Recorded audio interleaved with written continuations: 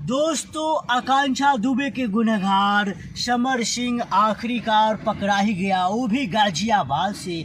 बता दें आपको कि समर सिंह कई तरह के नियम अपनाते थे। कभी वो गाजियाबाद से उत्तराखंड की ओर भाग जाते थे तो कभी बनारस की ओर भाग जाते थे। वो सिर्फ उत्तर प्रदेश पुलिस से बचने के लिए। यही नहीं, बताया जाता है समर सिंह भेष भी बदल लेता था।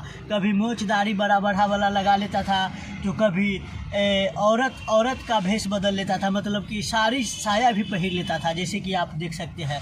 खैर, समर सिंह सब दिन से मौगा था ही, और झूठों के खेसारी और पवन सिंह की लड़ाई पर सबसे पहले लाठी लेके निकलता था बात बात पर। और उस मतलब कि वही जो चर्चा होता था, वो चर्चा में चाहता था कि हम भी आ जाए। लेकिन समर सिंह अब फंस गया है बुरी तरह से। समर सिंह के अब चक्की पिसना ही पड़ेगा, जिस तरह से लग रहा है। काहेला कि अगर समर सिंह गुनहगार नहीं होता तो वो भेष बदल के इधर उधर नहीं भागता और मर्द से उन्हें मौगी नहीं बनना पड़ता। खैर, इस वीडियो में इतना ही। और समर सिंह के बारे में क्या कहना है, जिन्होंने 3 सालों से आकांक्षा दुबे के कमाई पर ऐश मौज करता था, आप कमेंट में बताइए।